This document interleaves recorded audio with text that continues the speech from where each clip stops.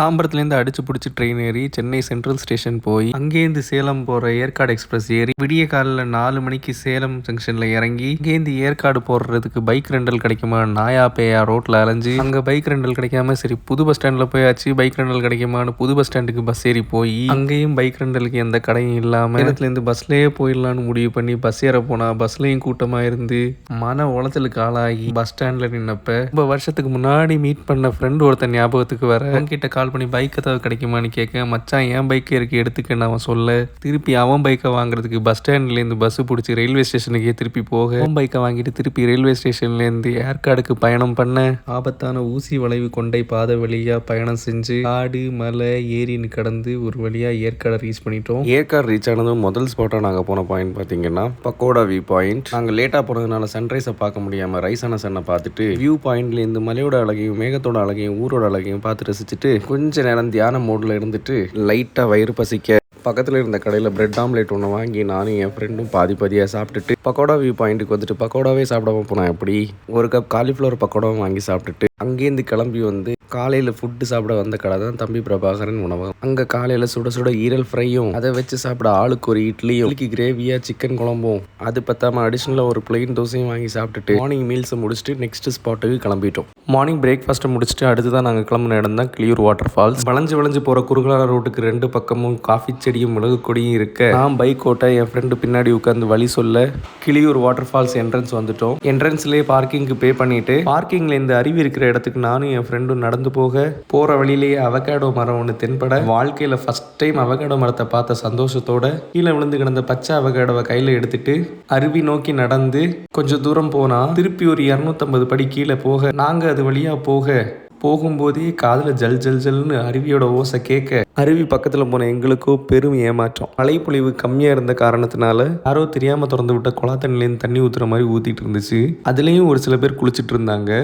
நானும் என் ஃப்ரெண்டும் லைட்டாக கால் நினச்சிட்டு திருப்பி 250 படிக்கட்டையும் ஏறி அடுத்த ஸ்பாட்டுக்கு கிளம்பிட்டோம். கிளியூர் ஃபால்ஸை தொடர்ந்து ஏற்காடு மலைவாழ் மக்களின் கடவுளான சேர்வராயன் கோயில் நோக்கி புறப்பட்டோம். கோயில் என்ட்ரன்ஸ்லேயே 20 ரூபா பைக்குக்கு என்ட்ரி ஃபீ கொடுத்துட்டு பைக்கை ஸ்ட்ரெயிட்டாக கோயிலுக்கு விட்டுட்டு பைக்லேயே கோயிலை சுற்றி ஒரு சுற்று வர திருப்பியும் வந்து என்ட்ரன்ஸ்லேயே கொண்டு வந்து விட மறுபடியும் பைக்கை வந்து கோயில் பக்கத்தில் பார்க் பண்ணிட்டு கோயிலுக்குள்ளே போயிட்டு வந்துட்டு கோயிலோட வியூ பாயிண்ட்டுக்கு போய் மலையோட அழகை ரசிச்சுட்டு மலையில் விளைஞ்ச முழு பெப்பரும் முட்டைப்பழமும் வாங்கிட்டு சுட சுட மண்பானையில் சூடு பண்ண தந்தூரி டீ ஒன்று குடிச்சிட்டு பாறைகளில் வளர்ந்த முடவாட்டு கிழங்கோட சூப்பு ஒன்று வாங்கி குடிச்சிக்கிட்டு காட்டு அத்தி பழத்தை வெட்டி தேனில் போட்டு சாப்பிட்டுட்டு கோயிலேருந்து அப்படியே நெக்ஸ்ட் ஸ்பாட்டுக்கு கிளம்பிட்டோம். ஏற்காடில் சேர்வராயன் கோயிலை தொடர்ந்து அடுத்ததான் நாங்கள் போன இடம் தான் ஏற்காடு பூங்கா. என்ட்ரி ஃபீஸ் 40 ரூபா டிக்கெட்டை வாங்கிட்டு நானும் என் ஃப்ரெண்டும் பூங்காக்குள்ளே நடக்க ஆரம்பிச்சிட்டோம்.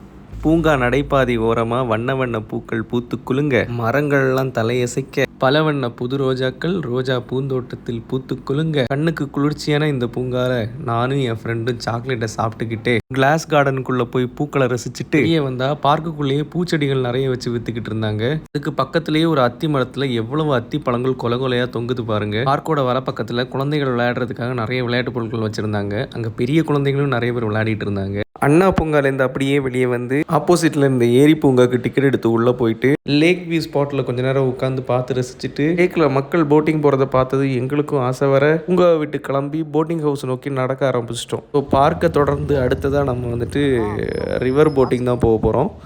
ஸோ உள்ளே போகிறோம். ஸோ ரிவர் போட்டிங் போகிறதுக்கு முன்னாடி பக்கத்துலேயே ஈக்கோ பார்க்குன்னு இன்னொரு பார்க் இருக்குன்னு என் ஃப்ரெண்டு சொன்னான். ஸோ அதையும் போய் பார்க்கலான்னு பிளான் பண்ணியிருக்கோம்.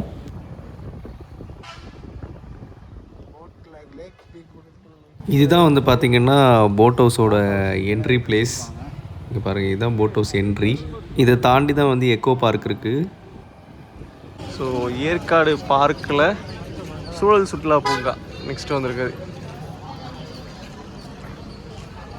ஸோ அடல்ட்டுக்கு வந்து 20, சில்ட்ரன்ஸ் வந்து 10. ஸோ இதுவும் வந்து லேக்கை ஒட்டியே இருக்குது.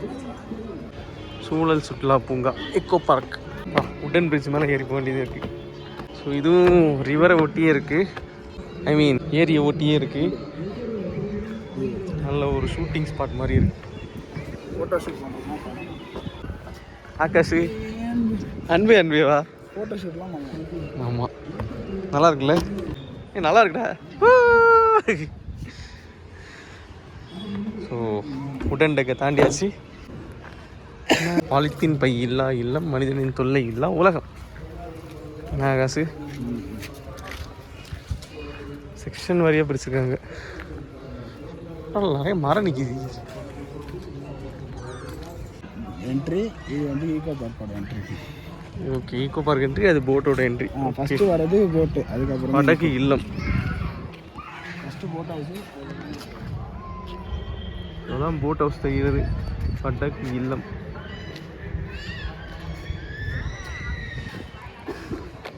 பறவைகள், விலங்குகள், மரங்களை நேசியுங்கள். இது வந்து டைனோசர் டைனோ பார்க். அவ்வளோதான், ஒரே டைனோசர் இருக்கு. மனிதனுக்கு ஒவ்வொரு மரமும் போதி மரமா. இங்கேயும் ஒரு லேக் வியூ பாயிண்ட் வந்து மேலே கட்டிருக்காங்க. ஆர்டிசி கேட்டு ஸோ மேலே ஏறி லேக் எப்படி இருக்குன்னு இந்த வியூ பாயிண்ட் வந்து பார்க்க போகிறோம். விஞ்ஞான விளக்க மையம், அதுக்கு ஒரு சென்டர் வச்சுருக்காங்கடா. லா லா லா லா லா லா தாண்டா இருக்கு நாரையோட சிலை. ஆமாம், ஈகோ பார்க். அதனால் இந்த மாதிரி நம்ம ஊரில் இருந்தால் நல்லா தான் இருக்கும். ஐ மீன் நம்ம ஏரியாவில் போதுமான அளவு டூரிஸ்ட் ஸ்பாட்டும் செலவு பண்ணுற இடமும் இருக்குது. ஓகே, நேர்கொண்டு நீ செலவு பண்ணுறது தானே கவர்மெண்ட்டுக்கு வருமானமே. அனாவசியமாக செலவு பண்ணுறது இல்லை. ஏற்கனவே கூட்டம் குமிஞ்சு கிடக்கு. போட்டுற அப்படியே எல்லாத்தையும் போட்டு விட்டு. ஓகே, இதுதான் விஞ்ஞான விளக்க மையம், interpretation centre. Listen to the whispers of nature.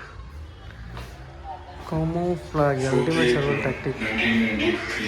உருமறைப்பு, உயிர் காக்கும் தந்திர உபாயமா. ஒரு டைப் தவளை. அல்டிமேட் சர்வைவல் டாக்டிக், அதாவது அந்த கலருக்கு ஏற்ற மாதிரி வந்து இந்த உயிரினங்கள் வந்து மறைஞ்சிருக்கிறது தான் வந்து அல்டிமேட் சர்வைவல் டாக்டிக். பாருங்கள், புலி வந்து அந்த கலருக்கு ஏற்ற மாதிரி இருக்குது. இந்த ஒரு உயிரினம் பாருங்கள், இதே மாதிரி தவளையை பாருங்கள், பாசிக்கடையில் கிராஸ் ஓப்பா. அதே மாதிரி இது பார்க்க பட்டு மாதிரி இருக்குது, அதே கலரில் இருக்குது பாருங்கள். ஸோ இது வந்து ஸ்டிக்கி இன்செக்ட்ஸ், அதாவது குச்சி மாதிரி இருக்கும்டா. புரியல உனக்கு? இந்த எங்கள் மேலே பாருங்க, உயிர் காக்கும் தந்திரம் பாருங்க, உருமறைப்பு. சவுண்ட் டவுனா எங்கே இது ஒன்றுமே கேட்குது. ஓ ஓகே, பரவாயில்ல, நல்லா தான் இருக்கு. வந்துடுச்சு. யாரா கத்துறா? சரி, அப்பு நெக்ஸ்ட்டு. ஓகே, ஸோ இந்த சவுண்ட்ஸ் எல்லாம் கேட்கலாம். So state icons of Tamil Nadu: வரையாடு, பனைமரம், காந்தல் மலர், நீலகிரி வரையாடு. அறிந்து கொள்ளுங்கள். உங்களுக்கு தெரியுமா களத்தில் இந்த குறியை பிரிக்கிற விலங்கு எது? தெரியலையே. ஸோ அதான் எக்கோசிஸ்டம்கான எல்லா டீட்டெயில்ஸும் போட்டு வச்சுருக்காங்க. Mushrooms and their unsealed world. கண்கவரம் ஆர்கிட், விசித்திரமான உலகம், orchid plants, Indian gaur, bison, gaur. அது எங்கடா இருக்கு? செங்கலத்துப்பட்டி பார்வையிடம், காவேரி பீக் ரெஸ்ட் ஹவுஸ், இதெல்லாம் இங்கே தான் இருக்கா? சேர்வராயன் டெம்பிள் பார்த்தாச்சு, கிளியூர் பார்த்தாச்சு, கரடியூர். ஓகே, பகோடா மைன் பார்த்தாச்சு, லேடி சீட்னும் போல. மோன் ஃபுட் ஸ்கூல் எங்கே இருக்குது இல்லையே. ஸ்கூலு போகிற வழியில் எங்கே நான் பார்க்கலடா. பழைய ஸ்கூலாண்டா, ரொம்ப பழைய ஸ்கூல்ரா அது. பார்க்கணும் டைமில் இருந்தால் உள்ளே போக முடியும். ஓ, இது கவர் ஃபேக்ஸ். உள்ளே விடுவாங்கன்னா நாளைக்கு விடுவாங்கன்னு நான் நினைக்கிறேன். இங்கே நிறைய பேர் படிச்சிருக்காங்க, பெரிய பெரிய ஆட்கள்லாம் மான்ஃபோர்ட் ஸ்கூலில். ஜென் சீட், இதுதான் ஜென் சீட். ஸோ இவ்வளோ இடங்கள் இருக்குது. ஏற்காடு லேக், ரோஸ் கார்டன் எங்கடா இருக்குது?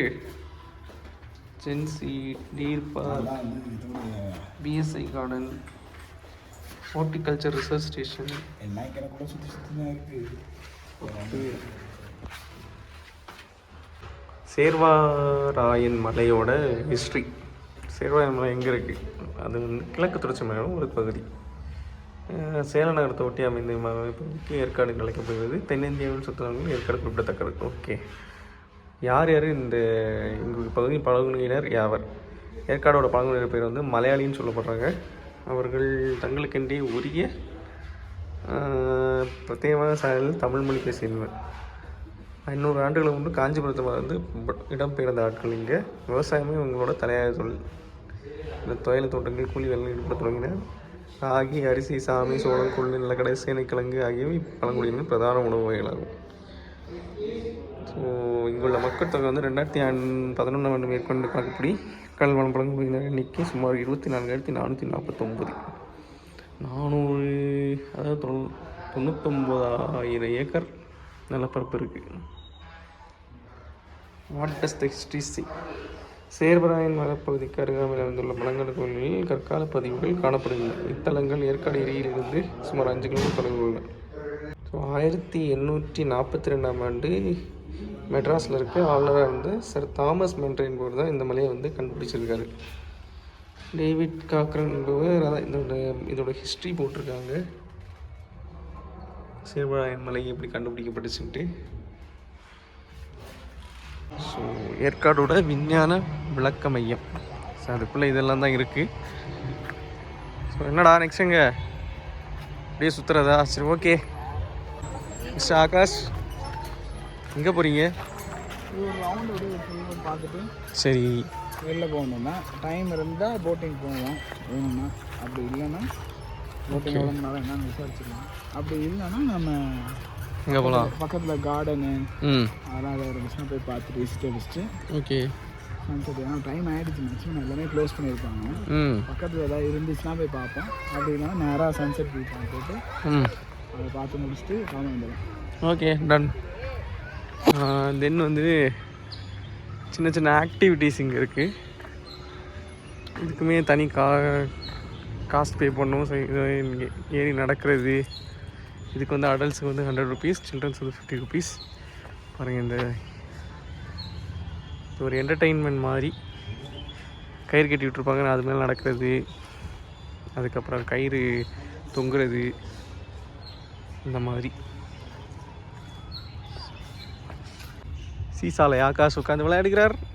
அம்மி ஆப்போசிட்டில் யார் உட்காந்துருக்கேன்? நான் தான். அப்புறம் ஐயோ, நான் மட்டும் தனியாக அந்த நாள் ஞாபகம் நெஞ்சிலே வந்ததே. நண்பனே நண்பனே, நம்ம வேற என்ன விளையாண்டுருக்கோம் சொல்லு. நான் அந்த கயிறு தான் ஏறி இருக்கேன். ஓகே போமா. Okay done. இமி ஓகே, குட் பாய் சொல். Okay, how is it? மூணு பார்க்குனா எது? Anna park, eco park, lake view park. Okay, இதில் வந்து இந்த ஈகோ பார்க் வந்து நல்லா இருக்கு. இடமாவும் நிறையா இருக்கு. சீசா அது எல்லாமே அங்கே இருக்கிறது இங்கேயும் இருக்குது. ஸோ ப்ளஸ் வியூவாகவும் நல்லா இருக்குது. ஓகே, ஸோ இது வந்து நம்பர் 1 என்னை பொறுத்த வரைக்கும். 2 அண்ணா பார்க்கு செகண்ட். ஏன்னா அதில் நிறைய ஆக்டிவிட்டிலாம் இருந்ததுனால அது. ஓகே, லேக் வியூ மட்டும்தான். ஓகே, ஆக்டிவிட்டி ஒன்றும் கிடையாது. சரி. ஸோ பாண்டவர் பூமி ஃபேமிலி வந்துட்டு ஊஞ்சலில் உட்காந்து விளையாடுறாங்க. ஸோ நம்ம கிளம்புறோம். ஆகாஷ் கிளம்புமா? என்னண்ணே, போட்டிங்க்கா? சரி, ஓகே, சரி. முடிச்சு விட்ருவோம். ஓகே, ஸோ எக்கோ பார்க்குக்கு ஒரு பை. ஸோ எக்கோ பார்க்லேருந்து நம்ம கிளம்பியாச்சு. வியூவே நல்லாயிருக்கு பாருங்கள். ஓ, எக்கோ பார்க்குக்கு ஒரு பாய். ஓ, இதான் ஏற்காடு போட் ஹவுஸ். என்னடா இது? மிதிப்படகு 200 ரூபா 2 பேருக்கு. ஓகே தானே? 30 minutesக்கு. மிதிப்படகு 4 பேர்னா 300 ரூபா. துடுப்பு போட்னா 200. துடுப்பு படகுன்னா 300. மோட்டார் போட் வந்து 700. என்ட்ரி ஃபீஸ் அது இல்லாமல் என்ட்ரி ஃபீஸ் வேறு 10 ரூபா. ஸோ போட்டிங் போடுறதுக்கு முன்னாடியே உள்ளே வந்து போகிறதுக்கே 20 ரூபா பில்லு. அதாவது ஒரு ஆளுக்கு 10 ரூபா என்ட்ரி ஃபீஸ். ஸோ அதுக்கப்புறம் தான் போட்டுக்கே வந்து நம்ம வந்து காசு பே பண்ணணும். நம்ம இப்போ என்ன பெடல் போட்டு தான் நம்மளோட ப்ரெஃபரன்ஸ். ஸோ அதான் சீப் அண்ட் பெஸ்ட்டாக இருக்கும்னு நினைக்கிறேன். ஏன்னா அதான் 30 மினிட்ஸ் போட்டுருக்கான். ஓகே, மீதியெல்லாம் ஆளு பார்த்துருவோம். சரி டன், நம்ம போய் டிக்கெட்டை வாங்குவோம். இப்போ தெரியுது இங்கே ஏன் 10 ரூபா வாங்கினாங்க. வந்து சும்மா பார்க்குறதுக்கே 10 ரூபா. ஸோ டிக்கெட் எங்கே? படகு இல்லை. ஓகே, டிக்கெட் ஆஃபீஸ் அங்கே இருக்குது. Ticketing office. நம்ம சூஸ் பண்ணியிருக்கிறது வந்து பெடல் போட்டு 2 பேருக்கு 200 ருபீஸ். அதே 4 பேர்னா 300 நினைக்கிறேன். ஸோ கவுண்டர் நம்பர் 6 நமக்கு விதிக்கப்பட்டது. ஸோ அங்கே எண்டில் இதுதான் நம்ம கவுண்டர். லைஃப் ஜாக்கெட் எடுக்க போகிறோம். ஆகாஷின் ஜாக்கெட் வீடியோஸ், அதாவது சேஃப்டி ஜாக்கெட் வீடியோஸ். போட் நாகாசி சேஃபாக இருக்குமா? ஓகேவா? என்னடா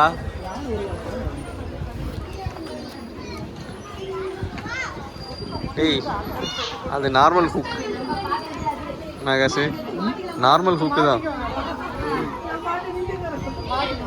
ஓகே, ஒரு ஹாய் சொல்லி பார்ப்போம். உயிர் கவசம். இதுதான் நம்ம boat, pedal boat. Akash is the driver. மிதிடாரி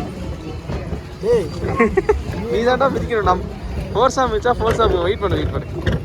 so இதோட கான்செப்ட் டன் ஏற்காடிலே பெடல் போட் பயணம். திரும்புண்டா, அதுக்கு என்ன பண்ணா முன்னாடி திருப்பு, வண்டியை திருப்புடா. ரைட் சைடுடா. ஆஹா, சரி லெஃப்ட்டு. அது அங்கே போகுது. ஆஹா, ஆப்ரேட்டர் சரியில்லை, தள்ளு.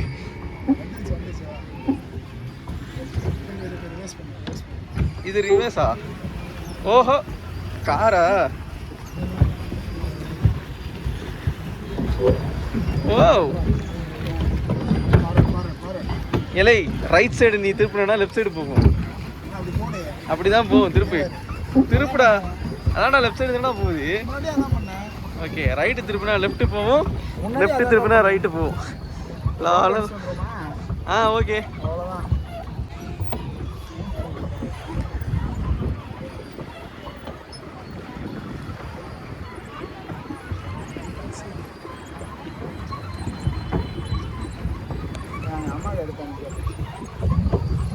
என்ன பண்ண போகிறாய் ஆகாஷ்? ஒரு ஹாய் செல்ஃபியா?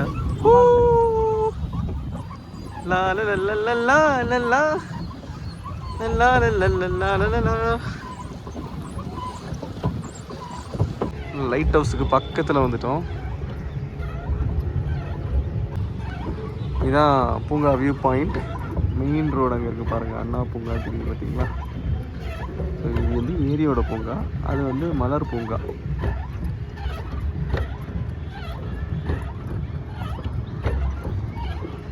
ஸோ பாருங்க, ஒரு நாரை. என்ன நாரைடா? கையை கொஞ்சம். வாவ், ஒரு வழியா போட்டு பயணம் முடிஞ்சிருச்சு. இடிச்சிருச்சு. அம்மா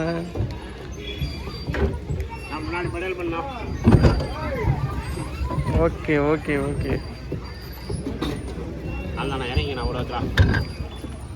ஓகே பையா, இறங்கிடலாம்ல. தென் போட்டிங் முடிஞ்சிருச்சு. எப்படி இருக்கு ஆகாஷ்? போட்டிங் எப்படி இருந்துச்சு? ஈவினிங் டைமில் வந்தால் நல்லாயிருக்கும். ஏன்னா சன்செட்டும் செம்மையாக சேர்த்து பார்க்கணும். கரெக்டாக க்ளோஸ் பண்ணுறதுக்கு முன்னாடி வந்துடுறாங்க 4:30. மாதிரி ஒரு 4:45 வந்தோன்னா கொஞ்சம் நைட்டில் சன்செட்டோட இல்லாமல் நல்லாயிருக்கும். லேக் போட்டிங் முடிச்சுட்டு வெளியே வந்தது பார்த்திங்கன்னா ஒரு அண்ணன் வந்து முட்டைப்பழம்னு சொல்லி விற்றுட்டு இருந்தார். நல்ல ரவுண்டாக மஞ்சள் கலரில் இருந்துச்சு. ஸோ ட்ரை பண்ணி பார்ப்போன்னு சொல்லி நம்மளும் ஒரு முட்டைப்பழம் அந்த அண்ணன்கிட்ட சீவி ஒரு கப்பில் கேட்டோம். அது வெட்ட நடுவில் ஒரே ஒரு சீடு மட்டும் இருந்தது. லைக் நல்லா மாவு மாதிரி வெட்ட விழுந்துக்கிட்டு இருந்துச்சு. இதோட டேஸ்ட் வந்து பார்த்திங்கன்னா முட்டையோட மஞ்சக்கருவில் சக்கரை போட்டால் எப்படி இருக்கும் அந்த மாதிரி இருந்தது. இதனடா கொம்பு இவ்வளோ பெருசாக இருக்குது. ஐயோ சொருகிடுவோம் போலயே. போட் ஹவுஸ் முடிச்சுட்டு அடுத்த ஸ்பாட்டுக்கு கிளம்பிட்டோம். Bye bye.